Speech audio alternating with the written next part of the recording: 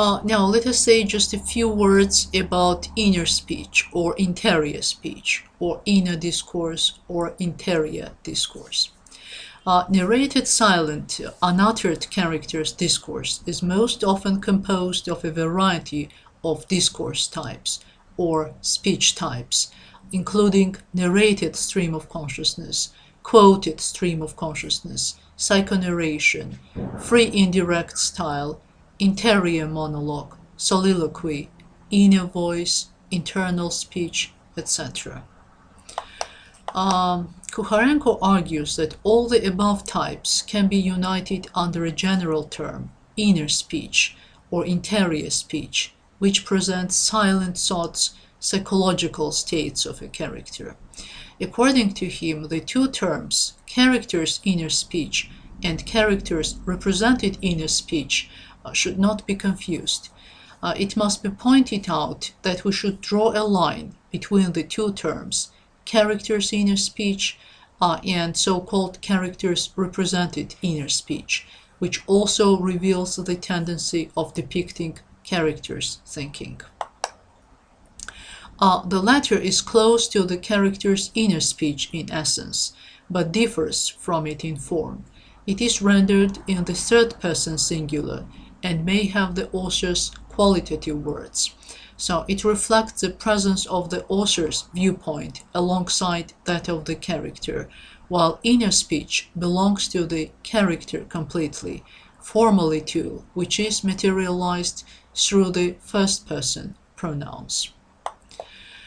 About free indirect discourse. Free indirect discourse or free indirect speech involves a character's discourse or character speech and also a narrator's comments or presentation. In other words, free indirect discourse involves both direct and indirect discourse. According to Manfred Jean, free indirect discourse can be divided into free indirect speech, which is the free indirect presentation of a character's words, and free indirect thought, which is the free indirect presentation of a character's verbalized thoughts. Pay attention to the examples which we shall present below in order to make difference between direct speech, reported speech, and free indirect discourse. Direct or quoted speech or direct discourse. He laid down his bundle and thought of his misfortune. And just what pleasure have I found since I came into this world? He asked. Normal indirect reported speech or reported discourse. He laid down his bundle and thought of his misfortune. He asked himself what pleasure he had found since he came into the world. And free indirect speech. He laid down his bundle and thought of his misfortune. And just what pleasure had he found since he came into this world? Now, find passages in The Stranger where a text's information is restricted to a character's field of perception, and at the same time the narrator's presentation or comments are introduced. Are the narrative events presented from a character's point of view? What is presented in the story, external or internal focalization? And now about U-narrative, second-person narrative. U-narrative is a narrative in which the protagonist is referred to in the second person. According to Manfred Jean, functionally, you may refer to the narrator's experiencing self, to some other character in a homodiegetic world, or to a character in a heterodiegetic world.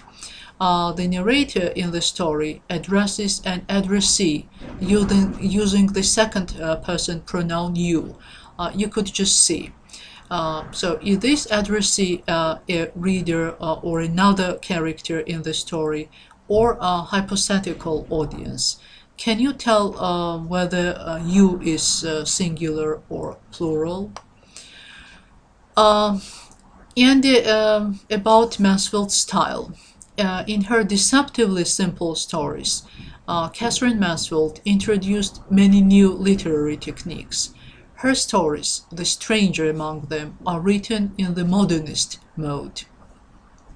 Catherine Mansfield, in her short stories, mainly focuses on the inner world of a character.